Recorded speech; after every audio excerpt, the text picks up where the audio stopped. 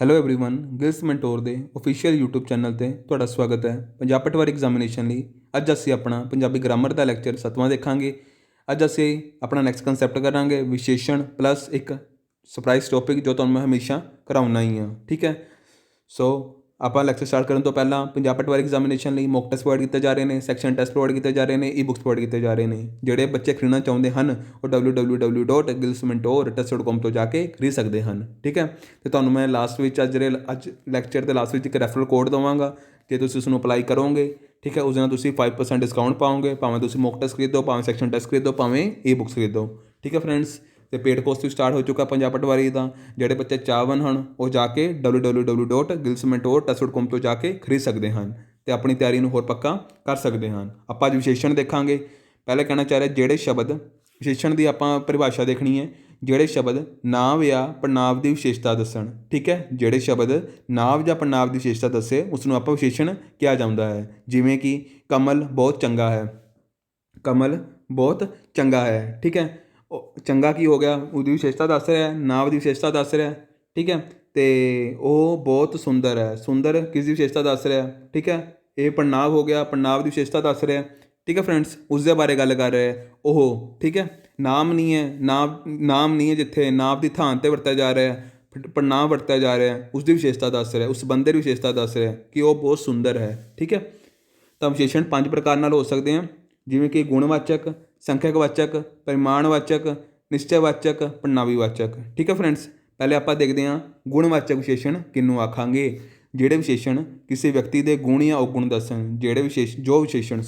ਜੋ ਵਿਸ਼ੇਸ਼ਣ ਕਿਸੇ ਵਿਅਕਤੀ ਦੇ ਗੁਣ ਜਾਂ ਔਗੁਣ ਦੱਸਣ। ਠੀਕ ਹੈ, ਉਹਨਾਂ ਨੂੰ ਆਪਾਂ ਗੁਣਵਾਚਕ ਵਿਸ਼ੇਸ਼ਣ ਆਖਦੇ ਹਾਂ। ਠੀਕ ਹੈ, ਜਿਵੇਂ ਕਿ ਇਹਨਾਂ ਨੂੰ ਆਪਾਂ ਦੋ ਤਰ੍ਹਾਂ ਨਾਲ ਵੰਡ ਸਕਦੇ ਹਾਂ। ਗੁਣ ਜਾਂ ਦੋਸ਼ ਦੱਸਣ ਵਾਲੇ ਵਿਸ਼ੇਸ਼ਣ। ਠੀਕ ਹੈ, ਆਕਾਰ ਜਾਂ ਵਿਸਥਾਰ ਰੂਪ ਵਿੱਚ ਦੱਸਣ ਵਾਲੇ ਵਿਸ਼ੇਸ਼ਣ। ਠੀਕ ਹੈ, ਜਿਵੇਂ ਕਿ ਚੰਗਾ, ਭੈੜਾ, ਨੇਕ, ਮਿੱਠਾ। ਠੀਕ ਹੈ, ਆਕਾਰ ਅਤੇ ਵਿਸਥਾਰ ਰੂਪ 'ਚ ਜਿਵੇਂ ਲੰਬਾ, ਮੱਧਰਾ, ਉੱਚਾ, ਨੀਵਾਂ, ਖੁੱਲ੍ਹਾ, ਭੀੜਾ, ਗੋਲ। ਠੀਕ ਹੈ ਫਰੈਂਡਸ, ਉਸ ਤੋਂ ਬਾਅਦ ਸੰਖਿਅਕ ਵਾਚਕ ਵਿਸ਼ੇਸ਼ਣ ਜਿਨ੍ਹਾਂ ਸ਼ਬਦਾਂ ਤੋਂ, ਠੀਕ ਹੈ ਧਿਆਨ ਰੱਖਿਓ, ਜਿਨ੍ਹਾਂ ਸ਼ਬਦਾਂ ਤੋਂ ਨਾਵਾਂ ਦੀ ਗਿਣਤੀ ਦਾ ਬੋਧ ਹੋਵੇ ਉਹਨਾਂ ਨੂੰ ਆਪਾਂ ਸੰਖਿਅਕ ਵਾਚਕ ਵਿਸ਼ੇਸ਼ਣ ਕਹਿੰਦੇ ਹਨ। ਠੀਕ ਹੈ, ਇਹਨਾਂ ਨੂੰ ਆਪਾਂ ਅੱਗੋਂ 3 ਤਰ੍ਹਾਂ ਨਾਲ ਵੰਡ ਸਕਦੇ ਹਾਂ। ਜਿਵੇਂ ਕਿ ਸਧਾਰਨ ਗਿਣਤੀ ਬੋਧਕ, ਉਹਦੀ ਐਗਜ਼ਾਮਪਲ ਹੈ 1, 2, 4। ਕ੍ਰਮ ਬੋਧਕ, ਪਹਿਲਾ, ਦੂਜਾ, ਚੌਥਾ, 6ਵਾਂ।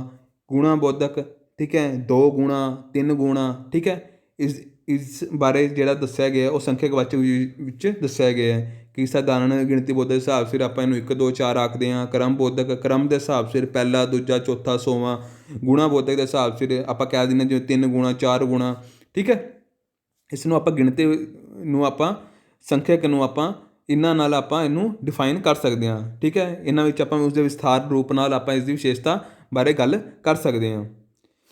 ਪਰਿਮਾਣ ਬੋਧਕ ਸੰਖਿਅਕ। ਪਰਿਮਾਣ ਬੋਧਕ ਸੰਖਿਅਕ ਦਾ ਕੀ ਮਤਲਬ ਹੋ ਜਾਏਗਾ ਕਿ ਜਿਹੜੇ ਵਿਸ਼ੇਸ਼ਣ ਤੋਲਿਆ, ਨਾਪਿਆ ਜਾਂ ਮਾਪਿਆ, ਠੀਕ ਹੈ, ਜਾਂ ਮੀਣਿਆ ਜਾਣ ਵਾਲੀਆਂ ਵਸਤਾਂ ਦਾ ਤੋਲ ਜਾਂ ਨਾਪ ਦੱਸੇ। ਜਿਵੇਂ ਕਿ 2 ਲੀਟਰ ਦੁੱਧ, 4 ਕਿਲੋ ਆਟਾ। ਠੀਕ ਹੈ, ਇਸ ਨੂੰ ਆਪਾਂ ਕੀ ਆਖਾਂਗੇ, ਪਰਿਮਾਣ ਬੋਧਕ ਆਖਾਂਗੇ। ਠੀਕ ਹੈ ਫਰੈਂਡਸ, ਸੋ ਆਪਾਂ ਹੁਣ ਨੈਕਸਟ ਪ੍ਰਕਾਰ ਦੇਖਦੇ ਹਾਂ ਆਪਾਂ ਨਿਸ਼ਚੈਵਾਚਕ ਵਿਸ਼ੇਸ਼ਣ। ਜਿਨ੍ਹਾਂ ਵਿਸ਼ੇਸ਼ਣਾਂ ਨਾਲ ਵਸਤੂ ਵੱਲ ਸੰਕੇਤ ਕਰਕੇ ਉਸ ਵਸਤੂ ਦਾ ਨਾਂ ਵੀ ਨਾਲ ਲਿਆ ਜਾਵੇ ਉਸ ਨੂੰ ਨਿਸ਼ਚੈਵਾਚਕ ਵਿਸ਼ੇਸ਼ਣ ਆਖਦੇ ਹਨ। ਠੀਕ ਹੈ, ਕਹਿੰਦੇ ਹਨ ਜਾਂ ਆਖਦੇ ਹਨ। ਜਿਵੇਂ ਕਿ ਉਹ, ਇਹ। ਠੀਕ ਹੈ, ਕਹਿਣ ਦਾ ਭਾਵ ਕਿ ਜਿਨ੍ਹਾਂ ਵਿਸ਼ੇਸ਼ਣਾਂ ਨਾਲ ਉਸ ਵਸਤੂ ਵੱਲ ਸੰਕੇਤ ਕਰਕੇ ਉਸ ਵਸਤੂ ਦਾ ਨਾਂ ਵੀ ਨਾਲ ਲਿਆ ਜਾਵੇ ਤਾਂ ਉਸ ਨੂੰ ਕੀ ਆਖਾਂਗੇ, ਆਪਾਂ ਨਿਸ਼ਚੈਵਾਚਕ ਵਿਸ਼ੇਸ਼ਣ ਆਖਾਂਗੇ। ਠੀਕ ਹੈ, ਪੜ੍ਹਨਾਂਵੀਵਾਚਕ ਵਿਸ਼ੇਸ਼ਣ ਕਿਹੜੇ ਹੋਣਗੇ, ਜਦੋਂ ਕੋਈ ਪੜ੍ਹਨਾਂਵ ਕਿਸੇ ਨਾਂਵ ਦੇ ਨਾਲ ਵਿਸ਼ੇਸ਼ਣ ਵਾਂਗ ਵਰਤੇ ਜਾਣ ਉਸ ਨੂੰ ਆਪਾਂ ਪੜ੍ਹਨਾਂਵੀਵਾਚਕ ਵਿਸ਼ੇਸ਼ਣ ਆਖਾਂਗੇ। ਠੀਕ ਹੈ, ਜਿਵੇਂ ਕਿ ਕਿਹੜਾ, ਜਿਹੜਾ, ਜੋ। ਐਗਜ਼ਾਮਪਲ ਜਿਵੇਂ ਕਿਹੜਾ ਬੁੱਢਾ ਕੰਮ ਕਰਕੇ ਆਇਆ ਹੈ। ਠੀਕ ਹੈ, ਕਿਹੜਾ ਬੁੱਢਾ ਕੰਮ ਕਰਕੇ ਆਇਆ ਹੈ। ਆਪਾਂ ਇਵੇਂ ਐਗਜ਼ਾਮਪਲ ਨਾਲ ਸਮਝ ਸਕਦੇ ਹਾਂ ਕਿ ਜਦੋਂ ਕੋਈ ਪੜ੍ਹਨਾਂਵ ਕਿਸੇ ਨਾਂਵ ਦੇ ਨਾਲ ਵਿਸ਼ੇਸ਼ਣ ਵਾਂਗ ਵਰਤਿਆ ਜਾਵੇ। ਠੀਕ ਹੈ, ਹੁਣ ਜਿਵੇਂ ਨਾਂਵ ਦੇ ਨਾਲ ਹੀ ਵਰਤਿਆ ਜਾ ਰਿਹਾ ਕਿਹੜਾ ਬੁੱਢਾ ਕੰਮ ਕਰਕੇ ਆਇਆ ਹੈ। ਠੀਕ ਹੈ, ਸੋ ਇਸ ਵਿੱਚ ਆਪਾਂ ਨੇ ਸਮਝਿਆ ਨਾ। ਸੋ ਇਹ MCQ ਦੇਖਣ ਦੀ ਲੋੜ ਨਹੀਂ, MCQ ਤੁਹਾਨੂੰ ਮੈਂ ਹੋਰ ਕਰਾਵਾਂਗਾ। ਠੀਕ ਹੈ, ਠੀਕ ਹੈ ਫਰੈਂਡਸ, ਆਪਾਂ ਨੇ ਵਿਸ਼ੇਸ਼ਣ ਦੇਖ ਲਿਆ, ਵਿਸ਼ੇਸ਼ਣ ਸਮਝ ਲਿਆ ਕਿ ਆਪਾਂ ਨੂੰ ਕਿਸ ਨੂੰ ਆਪਾਂ ਵਿਸ਼ੇਸ਼ਣ ਕਹਿੰਦੇ ਆ। ਇਸ ਵਿੱਚ ਕਿੰਨੇ ਪ੍ਰਕਾਰ ਦਾ ਹੁੰਦਾ ਹੈ, ਆਪਣਾ 5 ਪ੍ਰਕਾਰ ਦਾ ਹੁੰਦਾ ਹੈ। ਹਮੇਸ਼ਾ ਯਾਦ ਰੱਖਿਓ, ਗੁਣਵਾਚਕ, ਸੰਖਿਅਕਵਾਚਕ, ਸਧਾਰਨ ਗਿਣਤੀ ਬੋਧਕ, ਪਰਿਮਾਣ ਬੋਧਕ ਅਤੇ ਨਿਸ਼ਚੈਵਾਚਕ ਵਿਸ਼ੇਸ਼ਣ ਅਤੇ ਪ੍ਰਣਾਮੀ ਵਿਸ਼ੇਸ਼ਣ। ਠੀਕ ਹੈ ਫਰੈਂਡਸ, ਹੁਣ ਆਪਾਂ ਆਪਣਾ ਨੈਕਸਟ ਕੰਸੈਪਟ ਕਰਾਂਗੇ। ਠੀਕ ਹੈ, ਜਿਹੜਾ ਤੁਹਾਨੂੰ ਮੈਂ ਹਮੇਸ਼ਾ ਕਰਾਉਣਾ। ਅੱਜ ਅਸੀਂ ਆਪਾਂ ਦੇਖਾਂਗੇ ਸਮਾਜਿਕ ਦਰਜੇਬੰਦੀ ਅਨੁਸਾਰ ਭਾਸ਼ਾ ਦਾ ਵਰਗੀਕਰਨ। ਠੀਕ ਹੈ, ਸਮਾਜਿਕ ਦਰਜੇਬੰਦੀ ਅਨੁਸਾਰ ਆਪਾਂ ਭਾਸ਼ਾ ਦਾ ਵਰਗੀਕਰਨ ਕਿਸ ਤਰ੍ਹਾਂ ਕੀਤਾ ਜਾ ਸਕਦਾ ਹੈ। ਪਹਿਲੇ ਆਪਾਂ ਸਮਝਦੇ ਹਾਂ ਕਿ ਸਮਾਜਿਕ ਭਾਸ਼ਾ ਵਿਗਿਆਨ ਦੇ ਅੰਤਰਗਤ ਭਾਸ਼ਾ ਅਤੇ ਸਮਾਜ ਦੇ ਦਰਮਿਆਨ ਮਿਲਦੇ ਵੱਖ-ਵੱਖ ਰਿਸ਼ਤੇ ਦੇ ਸਾਰੇ ਹੀ ਪੱਖਾਂ ਦਾ ਅਧਿਐਨ ਕੀਤਾ ਜਾਂਦਾ ਹੈ। ਸਮਾਜਿਕ ਪਿੱਠਭੂਮੀ ਵਿੱਚ ਪਣਪਦੀਆਂ ਵੱਖ-ਵੱਖ ਭਾਸ਼ਾਵਾਂ ਵੰਨਗੀਆਂ ਵਿੱਚ ਅਨੇਕ ਭੇਦ ਮਿਲਦੇ ਹਨ।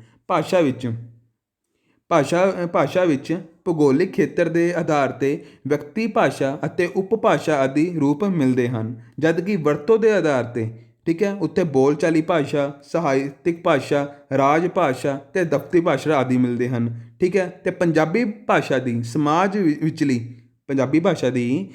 ਵਿਚਲੀ ਦਰਜੇਬੰਦੀ ਅਨੁਸਾਰ ਵੰਡਕਰਨ ਉੱਤੇ ਕਈ ਵੱਖ-ਵੱਖ ਭਾਸ਼ਾਵਾਂ ਵੰਨਗੀਆਂ ਉੱਭਰ ਕੇ ਸਾਹਮਣੇ ਆਉਂਦੀਆਂ ਹਨ। ਇਹਨਾਂ ਭਾਸ਼ਾਵਾਂ ਵੰਨਗੀਆਂ ਦੇ ਵੱਖ-ਵੱਖ ਆਧਾਰ ਹਨ। ਮੈਂ ਜਿੰਨਾ ਹੁਣ ਪੜ੍ਹਿਆ ਨਾ, ਉਸ ਨੂੰ ਮੈਂ ਹੋਰ ਬੈਟਰ ਐਕਸਪਲੇਨ ਵਿੱਚ ਅੱਗੇ ਆਧਾਰ ਵਿੱਚ ਵੰਡਿਆ ਹੋਇਆ। ਇਸ ਨਾਲ ਤੁਹਾਨੂੰ ਹੋਰ ਆਸਾਨੀ ਨਾਲ ਸਮਝ ਆਏਗੀ ਕਿ ਭਾਸ਼ਾ ਦਾ ਵਰਗੀਕਰਨ ਕਿਵੇਂ ਕੀਤਾ ਜਾ ਸਕਦਾ ਹੈ। ਠੀਕ ਹੈ, ਪਹਿਲਾ ਹੈਗਾ ਜਮਾਤ ਦੇ ਆਧਾਰ 'ਤੇ। ਇਸ ਆਧਾਰ ਉੱਤੇ ਭਾਸ਼ਾ ਵੰਨਗੀਆਂ ਨੂੰ ਨਿਮਨ ਵਰਗ, ਮੱਧ ਵਰਗ ਅਤੇ ਉੱਚ ਵਰਗ ਵਿੱਚ ਵੰਡਿਆ ਜਾ ਸਕਦਾ ਹੈ। ਠੀਕ ਹੈ, ਨਿਮਨ ਵਰਗ ਦੇ ਭਾਸ਼ਾਈ ਲੱਛਣ, ਇਸ ਵਰਗ ਨਾਲ ਸੰਬੰਧਿਤ ਲੋਕ ਵਧੇਰੇ ਕਰਕੇ ਇੱਕ ਭਾਸ਼ੀ ਹੁੰਦੇ ਹਨ। ਜਿਹੜੇ ਨਿਮਨ ਵਰਗ ਦੇ ਹੁੰਦੇ ਹਨ ਨਾ, ਉਹ ਇੱਕ ਭਾਸ਼ੀ ਹੁੰਦੇ ਹਨ ਅਤੇ ਇੱਕ ਭਾਸ਼ਾ ਹੀ ਇਹਨਾਂ ਦੀ ਮਾਂ ਬੋਲੀ ਹੁੰਦੀ ਹੈ। ਇਹਨਾਂ ਦੀ ਭਾਸ਼ਾ ਉਚਰਿਤ ਰੂਪ ਤੱਕ ਮਹਿਸੂਸ ਕਰਦੇ ਹਨ ਅਤੇ ਇਹ ਲੋਕ ਆਪਣੀ ਮਾਂ ਬੋਲੀ ਤੋਂ ਟੁੱਟੇ ਹੋਏ ਹੁੰਦੇ ਹਨ ਅਤੇ ਇਹਨਾਂ ਲੋਕਾਂ ਭਾਸ਼ਾ ਵਿਚਲੀ ਸ਼ਬਦਾਵਲੀ ਹਮੇਸ਼ਾ ਹੀ ਰੋਆਬ ਵਾਲੀ ਹੁੰਦੀ ਹੈ। ਠੀਕ ਹੈ, ਜਿਹੜੇ ਨਿਮਨ ਵਰਗ ਦੇ ਲੋਕ ਹੁੰਦੇ ਹਨ, ਉਹਨਾਂ ਦੀ ਜਿਹੜੀ ਭਾਸ਼ਾ ਹੁੰਦੀ ਹੈ ਉਹ ਇੱਕੋ ਹੀ ਹੁੰਦੀ ਹੈ ਅਤੇ ਉਹ ਜ਼ਿਆਦਾਤਰ ਆਪਣੀ ਮਾਂ ਬੋਲੀ ਤੋਂ ਟੁੱਟੇ ਹੋਏ ਹੁੰਦੇ ਹਨ। ਠੀਕ ਹੈ ਫਰੈਂਡਸ, ਅਤੇ ਹੁਣ ਆਪਾਂ ਦੇਖਦੇ ਹਾਂ ਕਿੱਤੇ ਦੇ ਆਧਾਰ 'ਤੇ ਉੱਤੇ ਭਾਸ਼ਾ ਦਾ ਵਰਗੀਕਰਨ। ਹਰੇਕ ਵਿਅਕਤੀ ਵੱਖ-ਵੱਖ ਕਿੱਤਿਆਂ ਨਾਲ ਸੰਬੰਧ ਰੱਖਦਾ ਹੈ। ਉਹ ਆਪਣੇ ਬੋਲੀ ਵਿੱਚ ਆਪਣੇ ਕਿੱਤੇ ਨਾਲ ਸੰਬੰਧਿਤ ਸ਼ਬਦਾਵਲੀ ਦੀ ਵਰਤੋਂ ਆਮ ਕਰਦਾ ਹੈ। ਠੀਕ ਹੈ, ਇਸ ਕਿੱਤੇ ਦੇ ਆਧਾਰ 'ਤੇ ਉੱਤੇ ਭਾਸ਼ਾ ਵੰਨਗੀਆਂ ਦੀ ਵਰਗ ਵੰਡ ਕੀਤੀ ਗਈ ਹੈ। ਜਿੱਥੇ ਤੁਸੀਂ ਕੰਮ ਕਰਦੇ ਹੋ ਉਸ ਹਿਸਾਬ ਸੇ ਤੁਹਾਡੀ ਵੀ ਭਾਸ਼ਾ ਦਾ ਵਿਸਥਾਰ ਹੋ ਜਾਂਦਾ ਹੈ। ਠੀਕ ਹੈ, ਡਿਫਰੈਂਸ ਆਉਣੇ ਸਟਾਰਟ ਹੋ ਜਾਂਦੇ ਹਨ। ਕਿਵੇਂ ਡਿਫਰੈਂਸ ਆਉਣੇ ਸਟਾਰਟ ਹੁੰਦੇ ਹਨ, ਉਸ ਬਾਰੇ ਅੱਗੇ ਗੱਲ ਕੀਤੀ ਹੈ। ਪਹਿਲੇ ਤਕਨੀਕੀ ਭਾਸ਼ਾ ਤੋਂ ਭਾਵ ਕਿਸੇ ਕਿੱਤੇ, ਖੇਤਰ ਜਾਂ ਸਮੂਹ ਦੇ ਘੇਰੇ ਵਿੱਚ ਪ੍ਰਯੋਗ ਹੋਣ ਵਾਲੀ ਤਕਨੀਕੀ ਸ਼ਬਦਾਵਲੀ ਤੋਂ ਹੀ ਸ਼ੁਰੂ ਵਿੱਚ ਹੀ ਇਹ ਭਾਸ਼ਾ ਕਿਸੇ ਵੀ ਵਿਅਕਤੀ ਨੂੰ ਓਪਰੀ ਜਿਹੀ ਜਾਪਦੀ ਹੈ, ਪਰੰਤੂ ਪ੍ਰਚਲਿਤ ਹੋਣ ਜਾਣ ਮਗਰੋਂ ਇਹ ਭਾਸ਼ਾ ਹੀ ਵਿਅਕਤੀ ਭਾਸ਼ਾ ਦੀ ਹੀ ਇੱਕ ਅੰਗ ਬਣ ਜਾਂਦੀ ਹੈ। ਠੀਕ ਹੈ, ਜਿਵੇਂ ਤਕਨੀਕੀ ਭਾਸ਼ਾ, ਠੀਕ ਹੈ, ਕਿਸੇ ਆਪਾਂ ਪ੍ਰੋਫੈਸ਼ਨਲ 'ਚ ਦੇਖੀ ਜ਼ਿਆਦਾਤਰ ਅੰਗਰੇਜ਼ੀ ਬੋਲੀ ਜਾਂਦੀ ਹੈ। ਠੀਕ ਹੈ, ਅਤੇ ਜਿਹੜੇ ਬੰਦੇ ਨੂੰ ਅੰਗਰੇਜ਼ੀ ਨਹੀਂ ਵੀ ਬੋਲਣੀ ਆਉਂਦੀ, ਜੇ ਉਹ ਅੰਗਰੇਜ਼ੀ ਵਾਲੇ ਐਨਵਾਇਰਮੈਂਟ 'ਚ ਰਹੇਗਾ ਜਿੱਥੇ ਸਾਰਿਆਂ ਦੀ ਅੰਗਰੇਜ਼ੀ ਬੋਲੀ ਜਾਂਦੀ ਹੈ, ਉਹ ਵੀ ਕੁਛ ਸ਼ਬਦ ਸਿੱਖ ਕੇ ਉਸਦੇ ਵੀ ਆਟੋਮੈਟਿਕਲੀ, ਜਿਵੇਂ ਆਪਾਂ ਮਾਂ ਬੋਲੀ ਪੰਜਾਬੀ ਸਿੱਖਦੇ ਹਾਂ, ਉਹ ਵੀ ਸਿੱਖ ਲੈਂਦਾ। ਠੀਕ ਹੈ, ਜ਼ਿਆਦਾ ਪਰੇਸ਼ਾਨੀ ਨਹੀਂ ਹੁੰਦੀ। ਠੀਕ ਹੈ, ਬੋਲਣ ਵਿੱਚ ਜ਼ਿਆਦਾ ਪਰੇਸ਼ਾਨੀ ਨਹੀਂ ਹੁੰਦੀ। ਪ੍ਰੋਬਲਮ ਤਦ ਆਉਂਦੀ ਹੈ ਜਦ ਉਹਦੀ ਰਾਈਟਿੰਗ ਸਕਿੱਲਸ ਜਿਹੜੀਆਂ ਉਹ ਉੱਚ ਗ੍ਰਾਮਰ ਮਿਸਟੇਕ ਕਰ ਛੱਡਦਾ। ਠੀਕ ਹੈ, ਪ੍ਰੋਬਲਮ ਉਦੋਂ ਆਉਂਦੀ ਹੈ। ਬੋਲਣ ਵਕਤ ਜਦੋਂ ਬੰਦਾ ਸੁਣਦਾ, ਬੋਲਦਾ, ਦੇਖਦਾ ਤਾਂ ਉਸਨੂੰ ਕੁਛ ਵਰਡਸ ਉਹ ਸਿੱਖ ਲੈਂਦਾ ਹੈ। 30 ਤੋਂ 40% ਤਾਂ ਬੱਚਾ ਐਵੇਂ ਸਿੱਖ ਲੈਂਦਾ ਹੈ। ਠੀਕ ਹੈ, ਜੇ ਉਹਨੂੰ ਗ੍ਰਾਮਰ ਆ ਜਾਏ ਫਿਰ ਤਾਂ ਬੱਲੀ ਬੱਲੇ ਹੈ। ਠੀਕ ਹੈ, ਆਪਾਂ ਨੂੰ ਪਤਾ ਲੱਗ ਗਿਆ ਤਕਨੀਕੀ ਭਾਸ਼ਾ ਦੇ ਕਿੱਤੇ ਦੇ ਆਧਾਰ 'ਤੇ। ਆਪਾਂ ਪਹਿਲਾਂ ਦੇਖ ਲਿਆ ਕਿ ਤਕਨੀਕੀ ਭਾਸ਼ਾ ਦੇ ਆਧਾਰ 'ਤੇ, ਤਕਨੀਕੀ ਭਾਸ਼ਾ ਇੱਕ ਐਸੀ ਭਾਸ਼ਾ ਜਿਸ ਦੇ ਆਧਾਰ 'ਤੇ ਵੀ ਆਪਣੇ ਸ਼ਬਦਾਵਲੀ ਵਿੱਚ ਮਤਲਬ ਕਿ ਡਿਫਰੈਂਸ ਆਉਣਾ ਸਟਾਰਟ ਹੋ ਜਾਂਦਾ। ਹੁਣ ਆਪਾਂ ਦੇਖਦੇ ਹਾਂ ਦੂਜਾ, ਗੁਪਤ ਭਾਸ਼ਾ। ਇਹ ਭਾਸ਼ਾ ਆਮ ਤੌਰ 'ਤੇ ਇੱਕ ਵਿਸ਼ੇਸ਼ ਜਨ ਸਮੂਹ ਤੱਕ ਹੀ ਸੀਮਤ ਹੁੰਦੀ ਹੈ। ਜਿਸ ਦੀ ਵਰਤੋਂ ਉਹ ਜਨ ਸਮੂਹ ਆਪਣੀ ਗੱਲ ਨੂੰ ਹੋਰਾਂ ਲੋਕਾਂ 'ਤੇ ਗੁਪਤ ਰੱਖਣ ਲਈ ਕਰਦਾ ਹੈ, ਜਿਵੇਂ ਕਿ, ਠੀਕ ਹੈ, ਫੌਜੀਆਂ, ਜਾਸੂਸਾਂ, ਠੀਕ ਹੈ, ਨਿਹੰਗ ਸਿੰਘਾਂ ਦੀ ਭਾਸ਼ਾ ਵਿੱਚ ਵੀ ਇਹ ਲੱਛਣ ਦੇਖਣ ਨੂੰ ਮਿਲਦੇ ਹਨ। ਗੁਪਤ ਭਾਸ਼ਾ ਹੁੰਦੀ ਹੈ। ਠੀਕ ਹੈ, ਦੋ ਬੰਦਿਆਂ ਨੂੰ ਸਮਝ ਆ ਰਹੀ ਹੈ, ਇੱਕ ਮਤਲਬ ਕਿ ਗਰੁੱਪ 'ਚ ਸਮਝ ਆ ਰਹੀ ਹੈ, ਦੂਜੇ ਬੰਦੇ ਨੂੰ ਸਮਝ ਆਏਗੀ। ਇੱਕ ਤਰ੍ਹਾਂ ਦੇ ਕਦੀ ਕੋਡ ਵੀ ਹੁੰਦੇ ਹੈ। ਠੀਕ ਹੈ, ਤਾਂ ਇਹ ਵੀ ਇਸ ਤਰ੍ਹਾਂ ਦੀ ਭਾਸ਼ਾ ਵਰਤੀ ਜਾਂਦੀ ਹੈ। ਠੀਕ ਹੈ, ਜਿਵੇਂ ਨਿਹੰਗ ਕੌਮ ਕਹਿੰਦਾ ਨਾ, ਨਿਹੰਗ 'ਚ ਆਪਾਂ ਦੇਖਦੇ ਹਾਂ 1.25 ਲੱਖ। ਠੀਕ ਹੈ, ਕਹਿ ਤਾਂ 1.25 ਲੱਖ ਰਿਹਾ, ਮਗਰ ਆਪਾਂ ਗੱਲ ਕੀਤੀ ਕਰ ਰਹੇ ਹੋ ਨਾ, ਇੱਕ ਬੰਦੇ ਦੀ ਗੱਲ ਕਰ ਰਹੇ ਹੁੰਦੇ ਹਾਂ। ਠੀਕ ਹੈ, ਜਿਵੇਂ ਥਾਣੇਦਾਰ ਨੂੰ ਆਪਾਂ ਗਧਾ, ਠੀਕ ਹੈ। ਢਿੱਡ ਫੁੱਕਣੀ, ਚਾਅ, ਢਿੱਡ ਫੁੱਕਣੀ ਮਤਲਬ ਚਾਅ ਨੂੰ ਕਿਹਾ ਜਾਂਦਾ ਹੈ। ਅਕਲਦਾਨ, ਡੰਡਾ ਫੇਰਨਾ, ਠੀਕ ਹੈ। ਠੀਕ ਹੈ, ਪਤਾ ਲੱਗਿਆ ਨਾ ਭਾਸ਼ਾ ਵਿੱਚ ਫਰਕ। ਗੁਪਤ ਭਾਸ਼ਾ ਹੈ, ਠੀਕ ਹੈ। ਹੁਣ ਅਗਲੀ ਆ ਗਈ ਰਜਿਸਟਰ ਭਾਸ਼ਾ। ਕਿਸੇ ਨਿਸ਼ਚਿਤ ਮੌਕੇ ਉੱਤੇ, ਕਿਸੇ ਨਿਸ਼ਚਿਤ ਮੌਕੇ ਉੱਤੇ ਆਪਣੀ ਗੱਲ ਨੂੰ ਵਧੇਰੇ ਸਾਰਥਿਕ ਢੰਗ ਵਿੱਚ, ਰੂਪ ਵਿੱਚ ਕਹਿਣ ਦੇ ਢੰਗ ਨੂੰ ਹੀ ਆਪਾਂ ਰਜਿਸਟਰਡ ਭਾਸ਼ਾ ਕਿਹਾ ਜਾਂਦਾ ਹੈ। ਕਿਸੇ ਨਿਸ਼ਚਿਤ ਮੌਕੇ ਉੱਤੇ, ਠੀਕ ਹੈ, ਆਪਣੀ ਜਿਹੜੀ ਭਾਸ਼ਾ ਉਹਨੂੰ ਹੋਰ ਇੱਕ ਵਿਸਥਾਰ ਰੂਪ 'ਚ ਅਤੇ ਢੰਗ ਨਾਲ ਕਿਹਾ ਜਾਵੇ, ਉਸ ਨੂੰ ਆਪਾਂ ਰਜਿਸਟਰ ਭਾਸ਼ਾ ਕਿਹਾ ਜਾਂਦਾ ਹੈ। ਜਿਵੇਂ ਵਕੀਲਾਂ ਦੀ ਭਾਸ਼ਾ, ਠੀਕ ਹੈ। ਤੁਸੀਂ ਕਦੇ ਵੀ ਦੇਖਣਾ ਜਿਹੜੀ ਵਕੀਲਾਂ ਦੀ ਲੈਂਗੁਏਜ ਹੋਏਗੀ ਨਾ, ਬਹੁਤ ਟਫ ਹੁੰਦੀ ਹੈ, ਇੰਨਾ ਆਸਾਨ ਨਹੀਂ ਹੁੰਦਾ, ਠੀਕ ਹੈ ਨਾ। ਉਹਨੂੰ ਈਜ਼ੀ ਬਣਾਉਣਾ ਇੰਨਾ ਆਸਾਨ ਨਹੀਂ ਹੁੰਦਾ। ਉਹਨਾਂ ਦੀ ਲੈਂਗੁਏਜ 'ਚ ਤੁਸੀਂ ਵੀ ਦੇਖਣਾ, ਕਦੇ ਵੀ ਤੁਸੀਂ ਕਦੀ ਕੌਨਸਟੀਟਿਊਸ਼ਨ ਪੜ੍ਹਦੇ ਹੋ ਨਾ, ਤਾਂ ਕੌਨਸਟੀਟਿਊਸ਼ਨ ਵਿੱਚ ਕਈ ਤਰ੍ਹਾਂ ਦੇ, ਹੁਣ ਤਾਂ ਵੈਸੇ ਬਹੁਤ ਈਜ਼ ਕਰਤਾ, ਮਗਰ ਜੇ ਤੁਸੀਂ ਓਰੀਜਨਲ ਕੌਨਸਟੀਟਿਊਸ਼ਨ ਪੜ੍ਹੋ ਨਾ, ਤਾਂ ਉਸ ਵਿੱਚ ਵੀ ਇਸ ਤਰ੍ਹਾਂ ਦੇ ਸਾਨੂੰ ਲੱਛਣ ਦਿਖਾਈ ਦਿੰਦੇ ਹਨ, ਬਹੁਤ ਜ਼ਿਆਦਾ ਦਿਖਾਈ ਦਿੰਦੇ ਹਨ। ਇਸ ਤਰ੍ਹਾਂ ਕਿਉਂ ਹੈ? ਕਿਉਂਕਿ ਜਦ ਕੌਨਸਟੀਟਿਊਟ ਅਸੈਂਬਲੀ ਬੈਠੀ ਸੀ, ਉਸ ਵਕਤ ਵੀ ਸਭ ਤੋਂ ਜ਼ਿਆਦਾ ਸਾਡੇ ਵਕੀਲ ਹੀ ਸੀ, ਠੀਕ ਹੈ। ਖੁਦ ਸਾਡੇ ਭੀਮ ਰਾਓ ਅੰਬੇਦਕਰ ਸਾਹਿਬ, ਉਹ ਵੀ ਤਾਂ ਵਕੀਲ ਹੀ ਸੀ, ਠੀਕ ਹੈ ਨਾ। ਸੋ ਵਕੀਲਾਂ, ਡਾਕਟਰਾਂ, ਮਕੈਨਿਕਾਂ ਆਦਿ ਦੀ ਭਾਸ਼ਾਵਾਂ ਦੇ ਵੱਖ-ਵੱਖ ਲੱਛਣ ਰਜਿਸਟਰ ਅਖਵਾਉਂਦੇ ਹਨ, ਠੀਕ ਹੈ ਫਰੈਂਡਸ।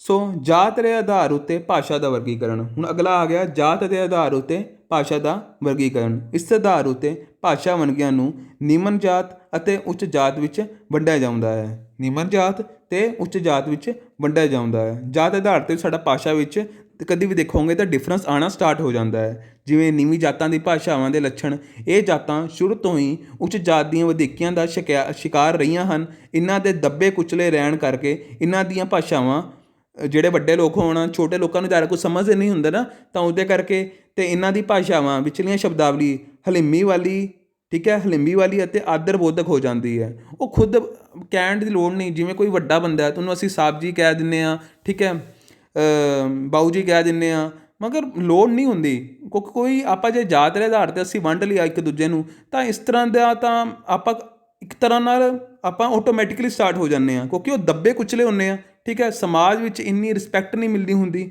ਆਪਾਂ ਆਟੋਮੈਟਿਕਲੀ ਸਟਾਰਟ ਹੋ ਜਾਂਦੇ ਹਾਂ, ਠੀਕ ਹੈ। ਇਹਨਾਂ ਦੀ ਭਾਸ਼ਾਵਾਂ ਵਿੱਚ ਉਪਭਾਸ਼ਾਈ ਲੱਛਣ ਵੱਧ ਮਿਲਦੇ ਹਨ ਅਤੇ ਵਧੇਰੇ ਕਰਕੇ ਇਹ ਲੋਕ ਭਾਸ਼ਾ ਦੇ ਕੇਵਲ ਬੋਲਚਾਲੀ ਰੂਪ ਦੀ ਹੀ ਵਰਤੋਂ ਕਰਦੇ ਹਨ, ਠੀਕ ਹੈ।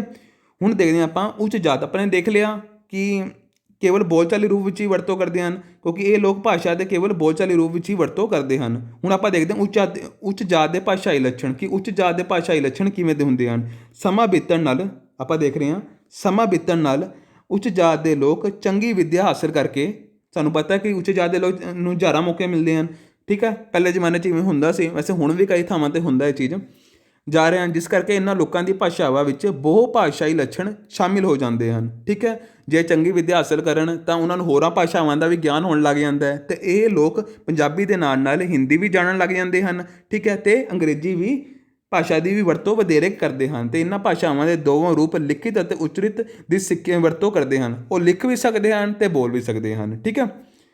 ਹੁਣ ਆਪਾਂ ਅੱਗੇ ਦੇਖਾਂਗੇ ਸਿੱਖਿਆ ਦੇ ਆਧਾਰ ਉੱਤੇ ਭਾਸ਼ਾ ਦਾ ਵਰਗੀਕਰਨ, ਠੀਕ ਹੈ। ਪਹਿਲੇ ਆਪਾਂ ਨਿਮਨ ਵਰਗ ਦੇਖ ਲਿਆ, ਠੀਕ ਹੈ, ਉੱਚ ਵਰਗ ਦੇਖ ਲਿਆ, ਜਾਤਾਂ ਬਾਰੇ ਦੇਖ ਲਿਆ। ਹੁਣ ਆਪਾਂ ਦੇਖਾਂਗੇ ਸਿੱਖਿਆ ਦੇ ਆਧਾਰ 'ਤੇ। ਸਿੱਖਿਆ ਦੇ ਆਧਾਰ ਉੱਤੇ ਭਾਸ਼ਾ ਦੀਆਂ ਵੱਖ-ਵੱਖ ਵੰਨਗੀਆਂ ਮੌਜੂਦ ਰਹਿੰਦੀਆਂ ਹਨ। ਪੜ੍ਹੇ ਲਿਖੇ ਲੋਕ ਮੁਕਤਾ ਟਕਸਾਲੀ ਭਾਸ਼ਾ ਦੀ ਸ਼ਬਦਾਵਲੀ ਦੀ ਵਰਤੋਂ ਜ਼ਿਆਦਾ ਕਰਦੇ ਹਨ, ਠੀਕ ਹੈ, ਅਤੇ ਉਹਨਾਂ ਦੀ ਭਾਸ਼ਾਵਾਂ ਵਿੱਚ ਉਪਭਾਸ਼ਾਈ ਲੱਛਣ ਬਹੁਤ ਘੱਟ ਪਾਏ ਜਾਂਦੇ ਹਨ। ਇਹ ਲੋਕ ਭਾਸ਼ਾ ਦੇ ਲਿਖਤੀ ਅਤੇ ਉਚਰਤੀ ਦੋਵੇਂ ਰੂਪ ਵਰਤਦੇ ਹਨ।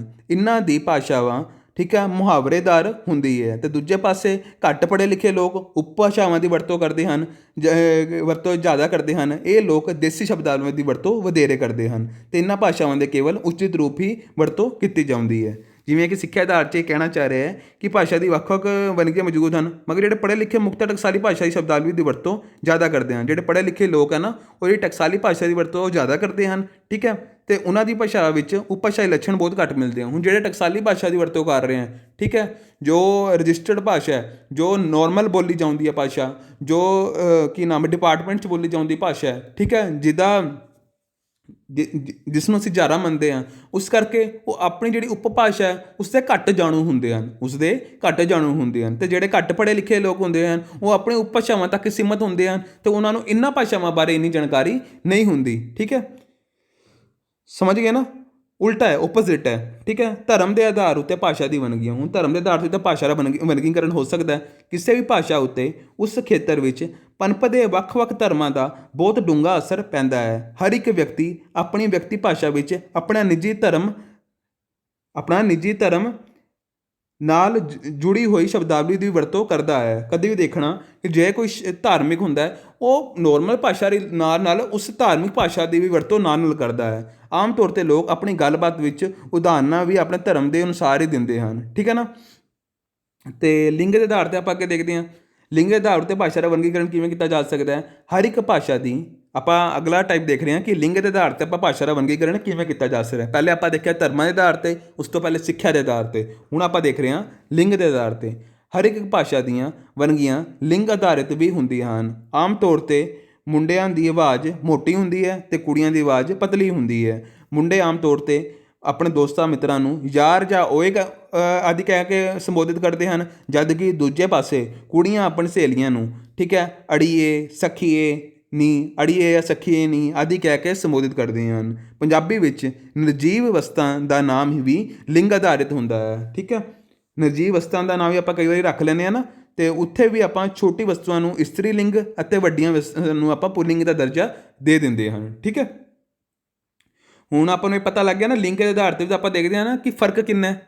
ਠੀਕ ਹੈ ਨਾ, ਕਿੰਨਾ ਫ਼ਰਕ ਹੈ ਕਿ ਆਪਾਂ ਇੱਕ ਮੁੰਡਾ ਜਿਵੇਂ ਬੋਲ ਰਿਹਾ ਉਵੇਂ ਕੁੜੀ ਨਹੀਂ ਬੋਲ ਪਾਉਂਦੀ। ਠੀਕ ਹੈ, ਇਹ ਸਮਾਜਿਕ ਵਿਵਸਥਾ ਇਸ ਤਰ੍ਹਾਂ ਦੀ ਬੈਠੀ ਪਈ ਹੈ, ਵਰਗੀਕਰਨ ਆਧਾਰ ਹੀ ਇਸ ਤਰ੍ਹਾਂ ਦਾ ਬੈਠਾ ਪਿਆ। ਇਹ ਕੋਈ ਜ਼ਰੂਰੀ ਨਹੀਂ ਹੈ, ਇਹ ਕੋਈ ਇੱਕ ਚਲਨ, ਮਤਲਬ ਕਿ ਸ਼ੁਰੂ ਤੋਂ ਇਹ ਚੀਜ਼ ਸੁਣਦੇ ਆ ਰਹੇ ਹਾਂ ਤਾਂ ਉਸ ਤਰ੍ਹਾਂ ਦਾ ਹੀ ਪ੍ਰਭਾਵ ਬੈਠ ਗਿਆ। ਠੀਕ ਹੈ, ਜੇ ਇਸ ਦੀ ਜਗ੍ਹਾ ਆਪਾਂ ਕਿਸੇ ਦੂਸਰੇ ਤਰੀਕੇ ਨਾਲ ਵੀ ਸੁਣ ਲਈਏ, ਜਿਵੇਂ ਮੁੰਡੇ ਓਏ ਨਾ ਬੋਲਣ, ਠੀਕ ਹੈ, ਜਿਵੇਂ ਮੁੰਡੇ ਨੀ ਬੋਲਣ ਜਾਂ ਕੁੜੀਆਂ ਓਏ ਬੋਲਣ, ਤਾਂ ਕਿਸੇ ਤਰ੍ਹਾਂ ਵੀ ਪ੍ਰਭਾਵ ਪੈ ਸਕਦਾ। ਕਲਚਰ ਹੈ। ਠੀਕ ਹੈ, ਜੋ ਬੱਚਾ ਜੰਮਦੇ ਤੋਂ ਸਟਾਰਟ ਕਰਕੇ ਵੱਡਾ ਹੁੰਦਾ ਜਾਂਦਾ ਹੈ ਤਾਂ ਉਸ ਵਿੱਚ ਜੋ ਵੀ ਉਹ ਸੁਣਦਾ ਜਾਂਦਾ ਉਹੀ ਤਾਂ ਉਸਨੂੰ ਇਫੈਕਟ ਉਸਦੇ ਅੱਗੇ ਫੇਸ 'ਤੇ ਆਉਂਦਾ। ਠੀਕ ਹੈ, ਉਸਦੀ ਬੋਲ ਬਾਣੀ 'ਚ ਆਉਂਦਾ। ਠੀਕ ਹੈ, ਉਹਦੀ ਬੋਡੀ ਲੈਂਗੁਏਜ 'ਚ ਆਉਂਦਾ। ਠੀਕ ਹੈ ਨਾ। ਅੱਗੇ ਆਪਾਂ ਦੇਖਦੇ ਹਾਂ ਉਮਰ ਦੇ ਆਧਾਰ ਉੱਤੇ ਭਾਸ਼ਾ ਵੰਨਗੀਆਂ ਦੀ ਵਰਗ ਵੰਡ। ਉਮਰ ਦੇ ਆਧਾਰ 'ਤੇ ਆਪਾਂ ਕਿਵੇਂ ਕਰਾਂਗੇ। ਪੰਜਾਬੀ ਭਾਸ਼ਾ ਨੂੰ ਉਮਰ ਦੇ ਆਧਾਰ ਉੱਤੇ ਵੀ ਵੱਖ-ਵੱਖ ਵਰਗਾਂ ਵਿੱਚ ਵੰਡਿਆ ਜਾ ਸਕਦਾ ਹੈ। ਬੱਚਿਆਂ ਦੀ ਭਾਸ਼ਾ ਵਿਚਲੀ ਸ਼ਬਦਾਵਲੀ ਆਮ ਤੌਰ 'ਤੇ ਖੇਡਾਂ ਆਦਿ ਨਾਲ ਸੰਬੰਧਿਤ ਹੁੰਦੀ ਹੈ। ਠੀਕ ਹੈ, ਅਤੇ ਜਵਾਨ ਲੋਕਾਂ ਦੀ ਸ਼ਬਦਾਵਲੀ ਵਿੱਚ ਪੜ੍ਹਾਈ ਦੀ ਗੱਲਾਂ, ਘੁੰਮਣ ਦੀ ਗੱਲਾਂ ਆਦਿ ਵੇਖਣ ਨੂੰ ਮਿਲਦੀਆਂ ਹਨ। ਠੀਕ ਹੈ, ਕਦੀ ਵੀ ਦੇਖਣਾ ਬੱਚਿਆਂ ਦੀ ਗੱਲਾਂ ਵਿੱਚ ਬੱਚਿਆਂ ਦੀ ਭਾਸ਼ਾਵਾਂ ਹੋਣਗੀਆਂ। ਠੀਕ ਹੈ, ਉਹ ਆਪਣੇ ਤਰਫ ਤੋਂ ਆਪਣੀ ਹੀ ਭਾਸ਼ਾ 'ਚ ਗੱਲ ਕਰਨਗੇ, ਪਰ ਜਿਹੜੇ ਵੱਡੇ ਹੋਣਗੇ ਉਹਨਾਂ ਦੀ ਆਪਣੀ ਭਾਸ਼ਾ ਹੋਏਗੀ। ਕੁਛ ਵੀ ਲਿੰਕ ਕਰ ਜਾਂਦਾ ਹੈ। ਠੀਕ ਹੈ, ਕੋਈ ਚੀਜ਼ ਨੂੰ ਬੱਚੇ ਆਪਣੀ ਤਰੀਕੇ ਨਾਲ ਬੋਲਦੇ ਹਨ ਅਤੇ ਜਿਹੜੇ ਵੱਡੇ ਹੁੰਦੇ ਆ ਉਹ ਆਪਣੇ ਤਰੀਕੇ ਨਾਲ ਬੋਲਦੇ ਹਨ। ਇਸ ਤਰ੍ਹਾਂ ਵੀ ਵਰਗ ਵੰਡ ਹੁੰਦੀ ਹੈ। ਠੀਕ ਹੈ ਫਰੈਂਡਸ, ਸੋ ਅੱਜ ਅਸੀਂ ਆਪਣਾ ਕੀ ਦੇਖਿਆ, ਅੱਜ ਅਸੀਂ ਆਪਣਾ ਵਰਗੀਕਰਨ ਦੇਖਿਆ ਪੰਜਾਬੀ ਭਾਸ਼ਾ ਦੀ। ਠੀਕ ਹੈ, ਕਿਹਦੇ ਆਧਾਰ 'ਤੇ ਵਰਗੀਕਰਨ ਦੇਖੀ ਆਪਾਂ ਨੇ ਦੇਖਿਆ ਸਮਾਜਿਕ ਦਰਜੇਬੰਦੀ ਅਨੁਸਾਰ। ਠੀਕ ਹੈ, ਸਮਾਜਿਕ ਦਰਜੇਬੰਦੀ ਅਨੁਸਾਰ ਤੁਹਾਨੂੰ ਇਹ ਵੀ ਪਤਾ ਹੋਣਾ ਚਾਹੀਦਾ ਹੈ। ਠੀਕ ਹੈ, ਇਸ ਵਿੱਚ ਜਿਵੇਂ ਆਪਾਂ ਦੇਖਿਆ ਹੈ ਕਿ ਜਮਾਤ ਦੇ ਆਧਾਰ ਉੱਤੇ, ਠੀਕ ਹੈ, ਜਮਾਤ ਦੇ ਆਧਾਰ ਉੱਤੇ ਉਸ ਵਿੱਚ ਨਿਮਨ ਵਰਗ, ਉੱਚ ਵਰਗ ਆਇਆ ਜਾਂਦਾ ਹੈ। ਠੀਕ ਹੈ, ਉਸ ਤੋਂ ਬਾਅਦ ਕਿੱਤੇ ਦੇ ਆਧਾਰ ਉੱਤੇ, ਠੀਕ ਹੈ, ਤਕਨੀਕੀ ਭਾਸ਼ਾ, ਗੁਪਤ ਭਾਸ਼ਾ। ਠੀਕ ਹੈ ਫਰੈਂਡਸ, ਤਾਂ ਉਸ ਤੋਂ ਬਾਅਦ ਰਜਿਸਟਰ ਭਾਸ਼ਾ, ਜਾਤ ਦੇ ਆਧਾਰ ਉੱਤੇ ਭਾਸ਼ਾਵਾਂ। ਠੀਕ ਹੈ, ਉਸ ਤੋਂ ਬਾਅਦ ਸਿੱਖਿਆ ਦੇ ਆਧਾਰ ਉੱਤੇ, ਧਰਮ ਦੇ ਆਧਾਰ ਉੱਤੇ। ਠੀਕ ਹੈ, ਉਸ ਤੋਂ ਬਾਅਦ ਲਿੰਗ ਦੇ ਆਧਾਰ ਉੱਤੇ, ਉਮਰ ਦੇ ਆਧਾਰ ਉੱਤੇ। ਠੀਕ ਹੈ, ਸੋ ਅੱਜ ਆਪਾਂ ਨੇ ਇਹ ਦੇਖਿਆ, ਆਪਾਂ ਨੂੰ ਕਿੰਨਾ ਪਤਾ ਲੱਗਿਆ ਕਿ ਹਰੇਕ ਦੀ ਭਾਸ਼ਾ, ਹਰੇਕ ਦਾ ਵਰਗੀਕਰਨ ਆਪਣੇ ਆਪਣੇ ਵਰਗ ਵੰਡ ਵਿੱਚ ਵੰਡਿਆ ਹੁੰਦਾ ਹੈ। ਠੀਕ ਹੈ ਨਾ, ਤਾਂ ਕੋਈ ਇੱਕ ਸੁਮੇਲ ਤੋਂ ਨਹੀਂ ਭਾਸ਼ਾ ਬਣਦੀ, ਅਲੱਗ-ਅਲੱਗ ਆਧਾਰ 'ਤੇ ਬਣਦੀ ਹੈ। ਹੁਣ ਸਾਨੂੰ ਇਹ ਸਮਾਜ ਦਰਜੇਬੰਦੀ ਦੇ ਅਨੁਸਾਰ ਪਤਾ ਲੱਗਿਆ ਕਿ ਕਿਸ ਤਰ੍ਹਾਂ ਇਸ ਦਾ ਵਰਗ ਵੰਡ ਹੋਇਆ। ਠੀਕ ਹੈ, ਕਿਸ ਤਰ੍ਹਾਂ ਇਹ ਅਲੱਗ-ਅਲੱਗ ਰਚਨਾਵਾਂ ਜੁੜੀਆਂ ਨੇ। ਆਪਾਂ ਪਿਛਲੇ ਲੈਕਚਰ ਵਿੱਚ ਸ਼ਬਦ ਦੀ ਰਚਨਾਵਾਂ ਦੇਖੀਆਂ ਸੀ। ਠੀਕ ਹੈ ਨਾ, ਉਹਦੀ ਵਿਧੀਆਂ ਦੇਖੀਆਂ ਸੀ, ਉਹਦੇ ਸੋਮੇ ਦੇਖੇ ਸੀ। ਠੀਕ ਹੈ, ਹੁਣ ਮੈਂ ਸੋਮਿਆਂ ਵਿੱਚੋਂ ਤੁਹਾਨੂੰ ਇੱਕ ਚੀਜ਼ ਪੁੱਛਦਾ ਅਤੇ ਉਹਦਾ ਤੁਸੀਂ ਮੈਨੂੰ ਕਮੈਂਟ ਸੈਕਸ਼ਨ ਵਿੱਚ ਜ਼ਰੂਰ ਰਿਪਲਾਈ ਕਰਨਾ, ਕਿਉਂਕਿ ਜੇ ਤੁਹਾਨੂੰ ਮੈਂ ਐਕਸਟਰਾ ਜੀ ਕਰਾ ਰਿਹਾ ਤਾਂ ਮੈਂ ਚਾਹੁੰਦਾ ਕਿ ਤੁਹਾਨੂੰ ਯਾਦ ਰਵੇ ਉਹ ਚੀਜ਼। ਤੁਸੀਂ ਮੈਨੂੰ ਦੱਸਣਾ ਕਿ ਤਤਸਮ ਅਤੇ ਤਤਵ 'ਚ ਕੀ ਫ਼ਰਕ ਹੈ, ਤਤਸਮ ਅਤੇ ਤਤਵ 'ਚ ਕੀ ਫ਼ਰਕ ਹੈ। ਠੀਕ ਹੈ ਫਰੈਂਡਸ, ਸੋ ਹੁਣ ਆਪਾਂ ਕੱਲ੍ਹ ਮਿਲਾਂਗੇ। ਠੀਕ ਹੈ ਫਰੈਂਡਸ, ਅਤੇ ਆਪਣਾ ਕੱਲ੍ਹ ਆਪਾਂ ਸ਼ਾਇਦ ਆਪਣਾ ਅਕਾਊਂਟਸ ਦਾ ਲੈਕਚਰ ਆਏਗਾ, ਪਰਸੋਂ ਮਿਲਾਂਗੇ। ਠੀਕ ਹੈ, ਸੋ ਆਪਣਾ ਧਿਆਨ ਰੱਖਿਓ। ਠੀਕ ਹੈ, ਅਤੇ ਆਪਾਂ ਹੁਣ ਇਸ ਤੋਂ ਬਾਅਦ ਨੈਕਸਟ ਕੰਸੈਪਟ ਕਰਾਂਗੇ। ਇਸ ਦਾ ਹੁਣ ਵਿਸ਼ਲੇਸ਼ਣ ਕਰ ਲਿਆ ਆਪਾਂ ਨੇ, ਹੁਣ ਆਪਾਂ ਨੈਕਸਟ ਕੰਸੈਪਟ ਕਰਾਂਗੇ। ਠੀਕ ਹੈ ਫਰੈਂਡਸ, ਅਤੇ ਲਾਸਟ ਵਿੱਚ ਇਹ ਮੇਰਾ ਰੈਫਰਲ ਕੋਡ ਹੈ ਆ ਰਿਹਾ, ਇਹ ਮੇਰਾ ਰੈਫਰਲ ਕੋਡ ਹੈ। ਠੀਕ ਹੈ, ਜੇ ਤੁਸੀਂ ਇਹਨੂੰ ਅਪਲਾਈ ਕਰੋਗੇ ਤਾਂ ਇਹਦੇ ਨਾਲ ਤੁਸੀਂ ਈ ਬੁੱਕਸ ਖਰੀਦੋ, ਭਾਵੇਂ ਟੈਸਟ ਖਰੀਦੋ, ਠੀਕ ਹੈ, ਭਾਵੇਂ ਪੇਡ ਕੋਰਸ ਖਰੀਦੋ। ਇਹ ਅਪਲਾਈ ਕਰਨ ਨਾਲ ਕੀ ਹੋਏਗਾ ਕਿ ਤੁਹਾਡਾ 5% ਤੁਹਾਨੂੰ ਡਿਸਕਾਊਂਟ ਮਿਲੇਗਾ। ਠੀਕ ਹੈ ਫਰੈਂਡਸ, ਕਿਸੇ ਵੀ ਚੀਜ਼ ਵਿੱਚ। ਠੀਕ ਹੈ, ਸੋ ਜੇ ਲੈਕਚਰ ਪਸੰਦ ਆਵੇ ਲਾਈਕ ਕਰਿਓ। ਠੀਕ ਹੈ, ਕੋਈ ਪ੍ਰੋਬਲਮ ਆਵੇ ਕਮੈਂਟ ਕਰਿਓ। ਠੀਕ ਹੈ, ਅਤੇ ਵੱਧ ਤੋਂ ਵੱਧ ਸ਼ੇਅਰ ਕਰਿਓ। ਠੀਕ ਹੈ, ਓਕੇ, ਥੈਂਕ ਯੂ।